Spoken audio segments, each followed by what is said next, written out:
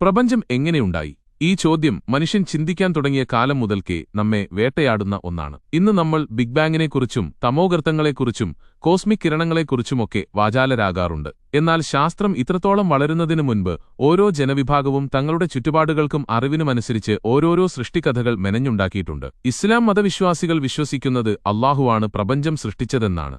എന്നാൽ ലോകത്തിന്റെ പല ഭാഗങ്ങളിലും പല ഗോത്രങ്ങളിലും നിലനിൽക്കുന്ന സൃഷ്ടിക്കഥകൾ പരിശോധിച്ചാൽ തികച്ചും കൗതുകകരമായ, ചിലപ്പോൾ നമ്മെ ചിരിപ്പിക്കുന്ന ചില അവകാശവാദങ്ങൾ കാണാൻ കഴിയും. ഖുർആനിലെ പ്രപഞ്ച സൃഷ്ടിയെക്കുറിച്ച് പറയുന്നതിനു മുൻപ് നമുക്ക് ലോകത്തിന്റെ മറ്റു ഭാഗങ്ങളിലൂടെ ഒന്ന് കണ്ണോടിക്കാം. ദക്ഷിണാഫ്രിക്കയിലെ ബുഷാങ്ങോ എന്നൊരു ഗോത്രമുണ്ട്. അവരുടെ വിശ്വാസപ്രകാരം ബുംബ എന്നൊരു വെളുത്ത ദൈവമാണ് പ്രപഞ്ചത്തെ സൃഷ്ടിച്ചത്.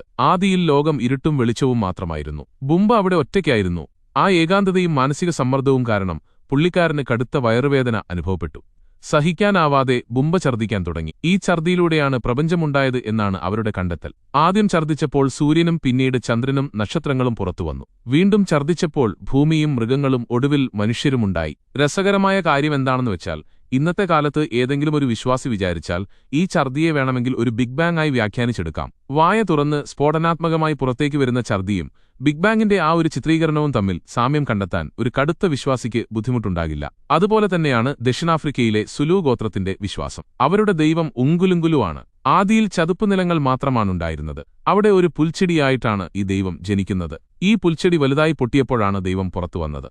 പിന്നീട് ദൈവം കൂടുതൽ പുൽച്ചെടികൾ നട്ടുപിടിപ്പിക്കുകയും അതിൽ നിന്ന് മനുഷ്യരും മൃഗങ്ങളും ഉണ്ടാവുകയും ചെയ്തു.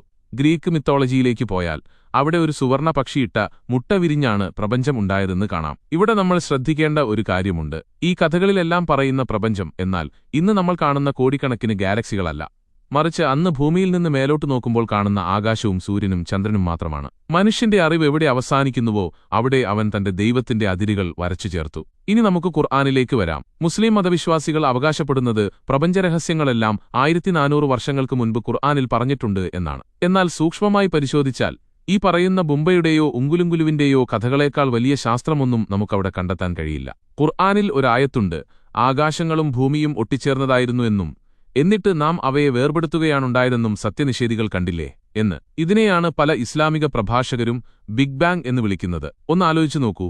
ശാസ്ത്രം പറയുന്ന ബിഗ് ബാങ് എന്ന് പറയുന്നത് ഒരു സിംഗുലാരിറ്റിയിൽ നിന്നുള്ള വികാസമാണ്, അല്ലാതെ ഒട്ടിച്ചേർന്ന് കിടക്കുന്ന ഭൂമിയും ആകാശവും വേർപെടുത്തലല്ല.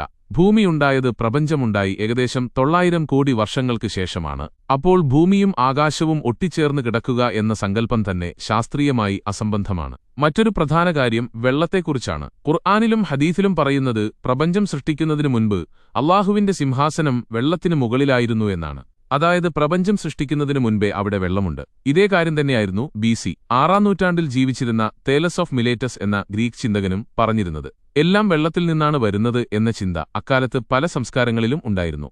അതിനെയാണ് ഇന്ന് പരിണാമസിദ്ധാന്തമായി പലരും വ്യാഖ്യാനിക്കാൻ ശ്രമിക്കുന്നത്. ആകാശത്തെക്കുറിച്ചുള്ള ഖുർആന്റെ കാഴ്ചപ്പാട് നോക്കിയാൽ അത് തികച്ചും പ്രാകൃതമാണെന്ന് കാണാം. പകൽ നമ്മൾ കാണുന്ന നീലനിറം ഒരു വിതാനം അല്ലെങ്കിൽ ഒരു മേൽക്കൂര ആണെന്നാണ് ഖുർആൻ വിവരിക്കുന്നത്. എന്നാൽ നമുക്കറിയാം, നീല ആകാശമെന്നത് അന്തരീക്ഷത്തിലെ പ്രകാശത്തിന്റെ വിസരണം മൂലമുണ്ടാകുന്ന ഒരു പ്രതിഭാസം മാത്രമാണെന്ന്. അവിടെ തൊടാൻ കഴിയുന്ന ഒരു മേൽക്കൂരയോ പന്തലോ ഇല്ല. എന്നാൽ ഖുർആൻ പറയുന്നത് ഈ ആകാശത്തെ താങ്ങി നിർത്താൻ മനുഷ്യർക്ക് കാണാൻ കഴിയാത്ത തൂണുകളുണ്ടെന്നാണ്. പ്രപഞ്ചനാഥൻ തന്റെ സൃഷ്ടിയായ ആകാശത്തിന്റെ ഭൗതികാവസ്ഥയെക്കുറിച്ചുപോലും അറിവില്ല എന്ന് പറയുന്നത് എത്രത്തോളം വിരോധാഭാസമാണ്. കൂടാതെ ആകാശം 7 തട്ടുകളാണെന്നും ഭൂമി 7 തട്ടുകളാണെന്നും ഖുർആൻ പറയുന്നു. ഈ 7 ആകാശം എന്ന സങ്കല്പം ബാബിലോണിയൻ പേർഷ്യൻ മിത്തുകളിൽ നിന്ന് കടമെടുത്തതാണ്.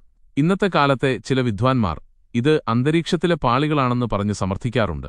എന്നാൽ നക്ഷത്രങ്ങൾ സ്ഥിതി ചെയ്യുന്നത് 1-ാം ആകാശത്താണെന്നാണ് ഖുർആൻ പറയുന്നത്. ശാസ്ത്രീയമായി നോക്കിയാൽ അന്തരീക്ഷത്തിന്റെ ആദ്യ പാളിയിൽ നക്ഷത്രങ്ങളില്ല. നക്ഷത്രങ്ങളെക്കുറിച്ച് ഖുർആൻ പറയുന്ന മറ്റൊരു കാര്യം അത് പിശാചുക്കളെ എറിഞ്ഞോടിക്കാനുള്ള കല്ലുകളാണെന്നാണ്. ആകാശത്ത് അല്ലാഹുവും മലക്കുകളും കൂടിയിരുന്ന് കാര്യങ്ങൾ ചർച്ച ചെയ്യുമ്പോൾ അത് ഒളിഞ്ഞു കേൾക്കാൻ വരുന്ന ജിന്നുകളെ എറിയാൻ വേണ്ടിയാണത്രേ നക്ഷത്രങ്ങൾ. ഇത് കേൾക്കുമ്പോൾ ആധുനിക മനുഷ്യന് ചിരി വരും. കാരണം ഓരോ നക്ഷത്രവും നമ്മുടെ സൂര്യനേക്കാൾ എത്രയോ മടങ്ങ് വലിപ്പമുള്ളവയാണ്. ഒരു ജിന്നിനെ ഓടിക്കാൻ കോടിക്കണക്കിന് കിലോമീറ്റർ അകലെയുള്ള ഒരു നക്ഷത്രത്തെ എറിയേണ്ട കാര്യമുണ്ടോ? യഥാർത്ഥത്തിൽ ഉൽക്കാപതനം കാണുമ്പോൾ പേർഷ്യക്കാർ വിശ്വസിച്ചിരുന്ന അതേ അന്ധവിശ്വാസമാണ് ഖുർആനും ആവർത്തിക്കുന്നത്. ഭൂമിയെക്കുറിച്ച് പറയുമ്പോൾ അത് ഒരു വിരിപ്പായി വിരിച്ചു എന്നാണ് ഖുർആൻ പറയുന്നത്. ഭൂമി ഉരുണ്ടതാണെന്ന് ഖുർആനിൽ ഒരിടത്തും പറയുന്നില്ല. പകരം അത് പരന്നതാണെന്ന സൂചനകളാണ് എല്ലായിടത്തും. ഭൂമി എങ്ങനെയാണ് പരത്തപ്പെട്ടിരിക്കുന്നത് എന്ന് അവർ നോക്കുന്നില്ലേ എന്ന ചോദ്യം തന്നെ അതിന് തെളിവാണ്. പണ്ടുകാലത്ത് മനുഷ്യർക്ക് ഭൂമി പരന്നതാണെന്നേ തോന്നുമായിരുന്നുള്ളൂ.